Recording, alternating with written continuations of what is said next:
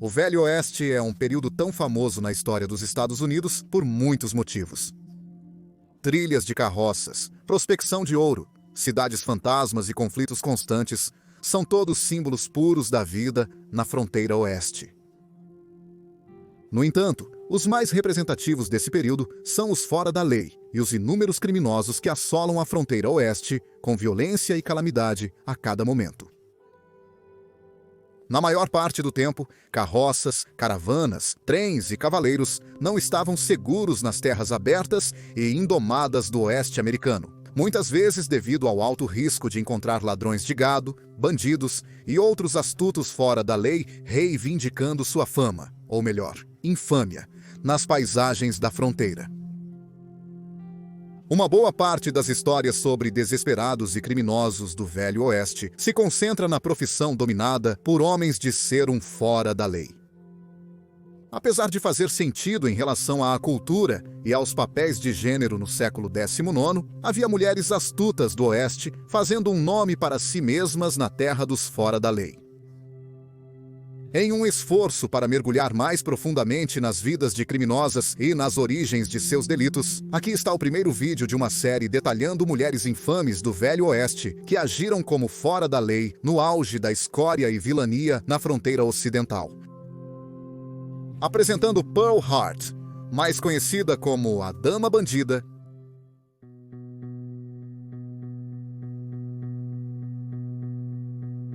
Pearl Hart nasceu de dois pais de classe média em uma pequena vila de madeireiros em Lindsay, Ontário, no dia 19 de abril de 1871, sob o nome de Lily Naomi Davey. Pearl foi jogada em uma vida doméstica horrível desde o início. Seu pai, Albert Davey, era um alcoólatra severo e violento agressor doméstico, tendo sido preso e encarcerado pela tentativa de estupro de uma menina de 14 anos. E acreditava-se que ele era igualmente abusivo com Pearl e seus outros 8 irmãos. Sua mãe, Anna Davey, infelizmente não conseguiu proporcionar uma vida segura longe de seu desprezível pai. Sem a capacidade de ler ou escrever, Anna não conseguia trabalhar. E com um pai ausente, cabia às crianças arranjar dinheiro suficiente para sobreviver. Dessa forma, Pearl e suas irmãs recorreram à prostituição ainda muito jovens para compensar as perdas familiares. Foi através de uma conexão com uma colega de trabalho sexual em Buffalo, Nova York, que Pearl adotou seu apelido, querendo se separar de seu passado traumático como Lily Davey. Essas atitudes persistiram na adolescência de Pearl, onde, aos 17 anos, ela se apaixonou por um homem chamado Frederick Hart.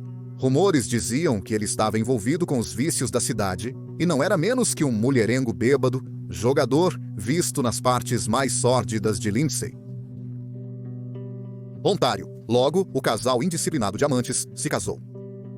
Pearl nem sempre demonstrava sua alegria, pois ficava infeliz com o marido em várias ocasiões, sentindo que ele estava se tornando cada vez mais como seu próprio pai. Como resultado, Pearl deixava a família por períodos indeterminados, enquanto o Sr. Hart ficava encarregado de cuidar de si mesmo, entrando e saindo de pubs locais e salas de jogos. Apesar das tendências abusivas de Frederick, o casal permaneceu junto, chegando a participar da Exposição Mundial Colombiana em Chicago em 1893.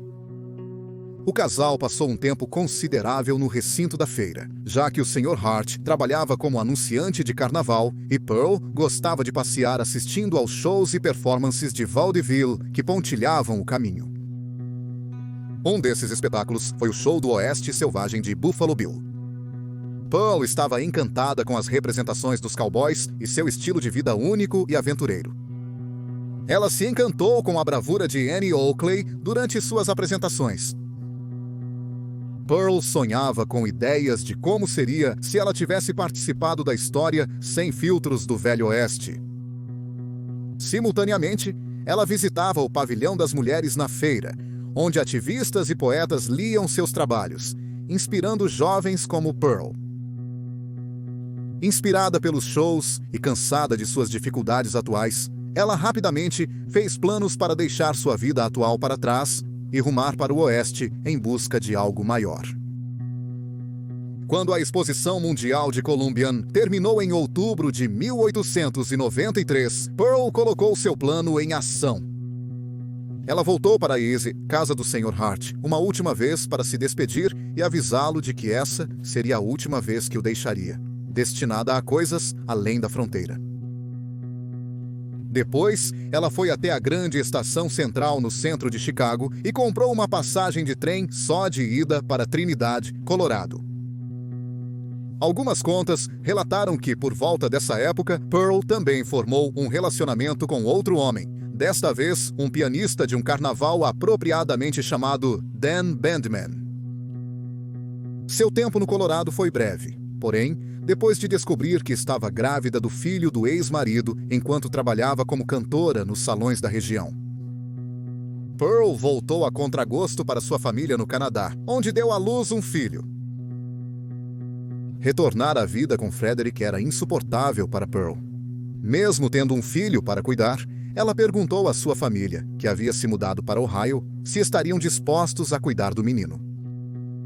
A família de Pearl não pôde recusar, e em pouco tempo, Pearl estava novamente a caminho de Phoenix, Arizona. Ao retornar para o que restou do Velho Oeste, Pearl assumiu diversas responsabilidades para se sustentar. Esses trabalhos variavam desde bicos como cozinheira de café a atendente de lavanderia, mas nunca satisfaziam a jovem mulher conforme o encanto da vida na fronteira desaparecia. Em 1895, Frederick Hart estava ele mesmo viajando pelos territórios ocidentais em busca de sua esposa separada. Ele eventualmente a encontrou em Phoenix e prometeu que era um homem mudado, finalmente conquistando-a e reacendendo o relacionamento deles. Nos primeiros anos, Frederick provou ser digno de uma segunda chance, tornando-se um gerente de hotel de grande sucesso e trazendo uma renda estável para sustentar a família renovada. Contudo, o casal também passou muito tempo com os Weisses, se familiarizando perigosamente com morfina e álcool. Com o aumento do uso de drogas e a crescente violência de Frederick, o casamento do casal desmoronou novamente. Pearl deu à luz a outra criança, desta vez uma menina, mas não foi suficiente para salvar o relacionamento. Frederick, há muito tempo, havia dito a Pearl que não era feito para a vida tranquila de um pai trabalhador e provedor de família. Após uma briga física que deixou Pearl espancada, Frederick abandonou a esposa e filha e foi para Cuba lutar com o 1º Regimento de Voluntários dos Estados Unidos, também conhecido como os famosos Rough Riders, de Teddy Roosevelt. Em 1898, Pearl ficou apenas com seu segundo filho e sem dinheiro suficiente para sustentá-la. Novamente, ela atravessou o país de volta para Ohio, onde pediu à sua família que cuidasse de sua filha, além do filho que eles já haviam adotado. Pearl não estava pronta para a industrialização que se espalhava pelo centro-oeste e oeste. Retornou ao oeste uma última vez, buscando reacender o interesse inicial que sentiu em visitas anteriores ao show de Buffalo Bill's Wild West.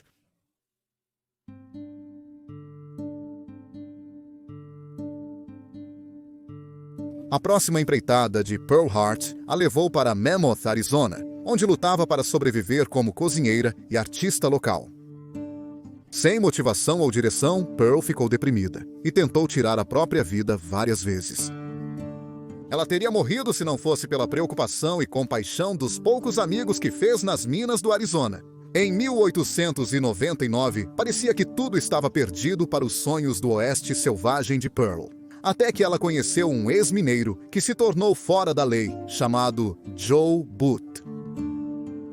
Booth fez reivindicações de mineração no deserto do Arizona, mas nunca encontrou ouro e ficou falido.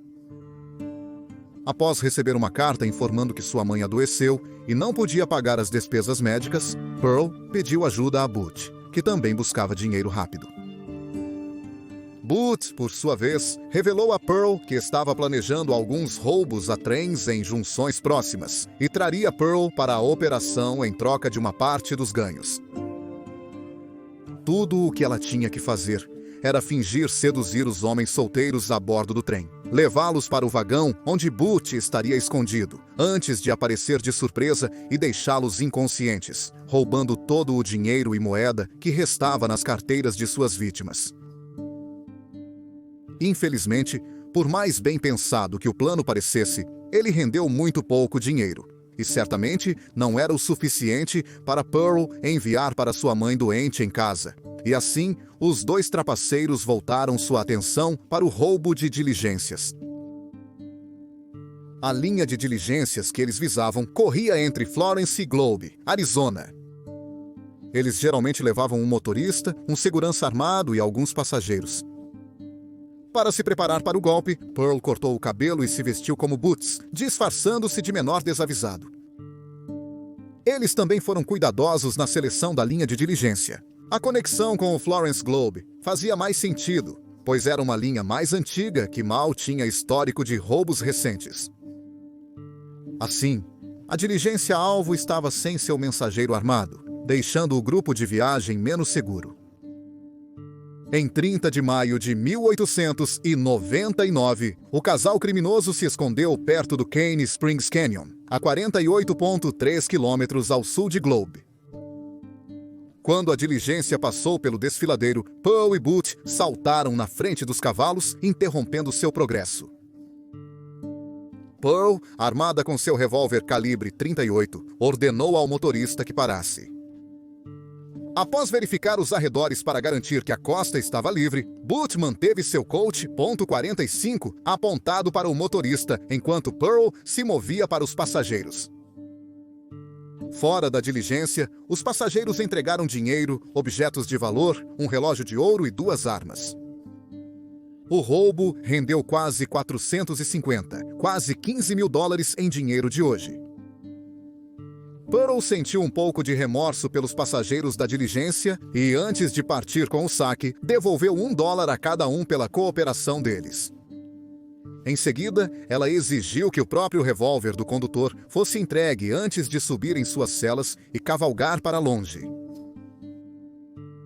O condutor da diligência esperou até que os foras da lei fossem apenas pontos no horizonte, antes de desatrelar um cavalo da diligência e acelerar de volta à Globe para alertar o xerife sobre os bandidos em fuga. Enquanto isso, no deserto do Arizona, Pearl Hart e Joe Butch logo notaram seu erro fatal. O casal passou tanto tempo planejando o próprio roubo que se esqueceram de preparar a parte da fuga, incertos de como chegar ao seu próximo destino, um depósito de trens localizado em Benson. A falta de preparo prejudicou Pearl e Butch. Os dois se perderam na selva do Arizona, cavalgando em círculos, frustrados com o terreno não marcado. Dias depois da fuga frustrada, os foras da lei acharam um matagal nas encostas. Acreditando que as árvores ofereceriam proteção e camuflagem, eles pararam de buscar a saída da cidade e acamparam. Infelizmente para os dois, ninguém apagou a fogueira antes de adormecer, e a fumaça continuou subindo para o céu claro do Arizona bem depois do amanhecer.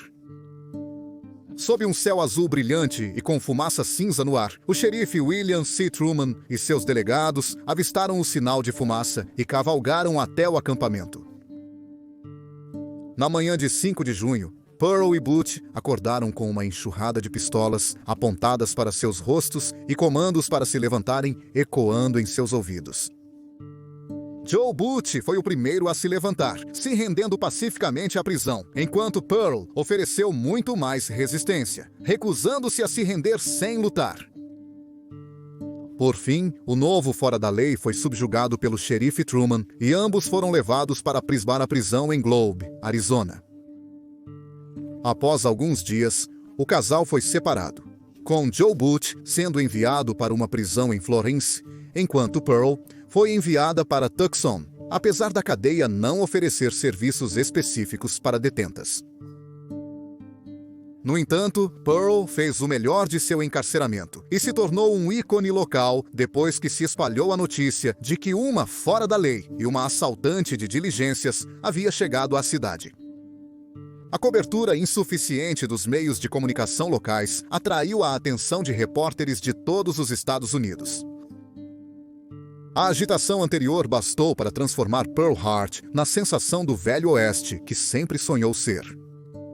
Ela virou uma celebridade do Arizona, com citações no jornal retratando-a como uma das maiores bandidas do Oeste.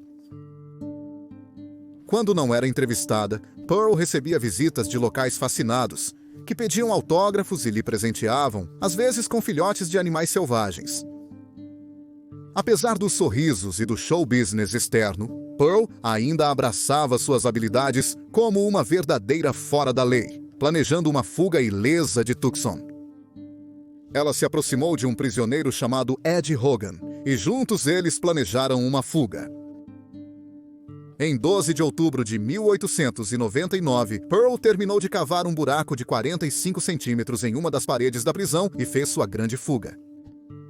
Quase deu certo a longo prazo também, até que alguns dias depois, ela foi rastreada por outro grupo de policiais e retornou à prisão de Tucson. Após semanas de espera, Pearl foi finalmente julgada em Florence, Arizona, em novembro de 1899. Ela também sabia como manipular o júri. Primeiro, apontando que era injusto uma mulher ser julgada por quebrar as leis escritas exclusivamente por homens. Depois, tocando o coração do júri ao dizer que a única razão pela qual ela roubou a diligência foi para prover para sua mãe doente. O advogado de Pearl também ajudou, argumentando ao tribunal que Pearl era uma infratora de primeira viagem e havia seguido a lei até aquele ponto, apesar de ambos saberem que isso não era exatamente verdade. Após o julgamento, os esforços simpáticos de Pearl funcionaram a seu favor, já que o júri a considerou inocente e a absolveu do roubo. O juiz responsável pelo caso, juiz Fletcher Doan, ficou indignado com a decisão e repreendeu o júri por absolver alguém que era obviamente culpado. Não sem opções, o juiz Doan alertou as autoridades sobre a situação, e em pouco tempo, tanto Pearl quanto Joe Booth foram presos novamente, desta vez sob acusações mais específicas de porte ilegal de arma de fogo e manipulação de correspondência dos Estados Unidos.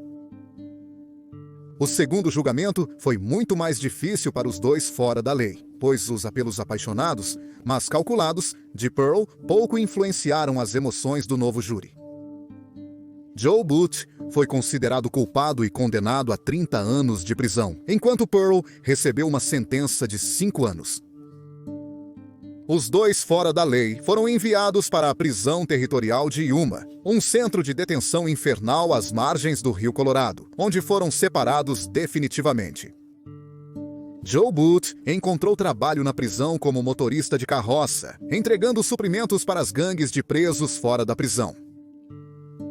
Booth também aproveitou a oportunidade e fugiu de Yuma depois de cumprir apenas 2 anos de pena. Relatos afirmam que ele abandonou sua carroça de suprimentos e fugiu a pé, possivelmente para o México, onde desapareceu. Pearl também foi enviada para Yuma e não perdeu tempo em recuperar seu status de celebridade que recebeu em Tucson. Sendo a única detenta na prisão, ela rapidamente ganhou status especial, uma atitude compartilhada pelos outros prisioneiros e pelo diretor da prisão. Embora relatos difiram sobre o relacionamento entre o diretor e Pearl, alguns sugerem um envolvimento romântico. É discutível que o diretor capitalizou a fama de Pearl enquanto garantia seu conforto em Yuma. Ele chegou a fornecer a ela uma cela inteira de 8 por 10 pés só para ela. Uma que tinha vista para as montanhas e contava com um pátio onde Pearl podia realizar entrevistas e sessões de fotos. Foi aqui que Pearl acrescentou uma reivindicação ao seu legado, usando seu favor com os guardas e curadores para obter bens e serviços que tornaram seu tempo tolerável. Infelizmente, o tempo de Pearl em Yuma não foi inteiramente agradável como a lenda sugere. Pearl lutou como a única mulher no prédio e percebeu atrás das grades que a vida fora da lei não seria viável se e quando ela se livrasse de sua sentença.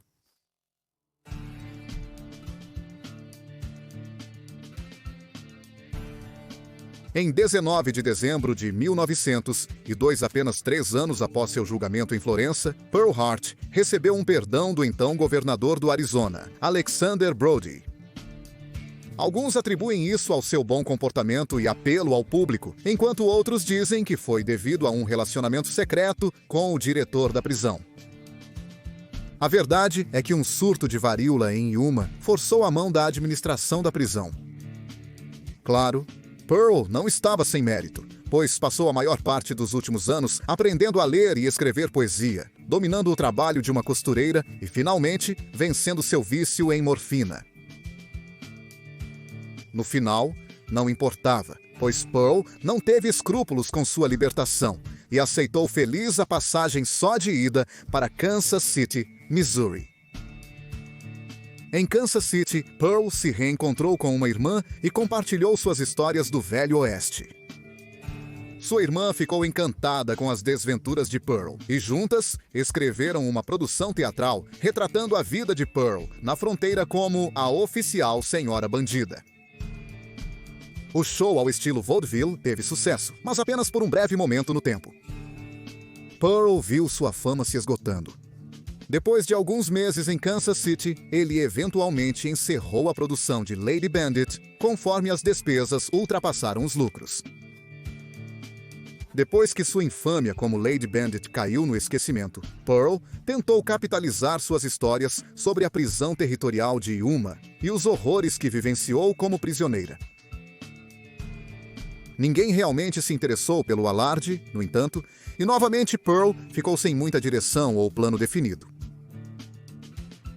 Por alguns meses, Pearl tentou reacender suas paixões e antiga glória trabalhando para o próprio show do Oeste Selvagem de Buffalo Bill, mudando seu nome para evitar qualquer repercussão ou curiosidade da lei.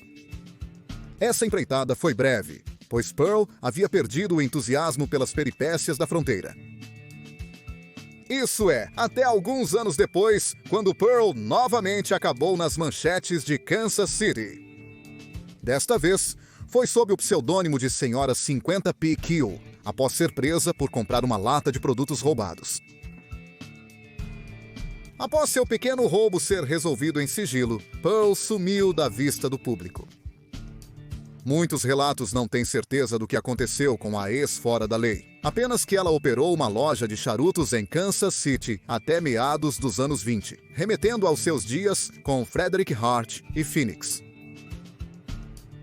Algumas contas sugerem que Pearl morreu logo após sua segunda prisão, em 1904, enquanto outras afirmam que ela retornou a Florence, Arizona, em 1924 para visitar o tribunal, onde foi 25 anos antes. Alguns acreditam que Pearl Hart faleceu em 1952 em São Francisco, por causas desconhecidas. Outros sugerem que ela morreu em meados dos anos 50 em Dripping Springs, Arizona, onde se casou com um fazendeiro e adotou o nome Pearl Bywater.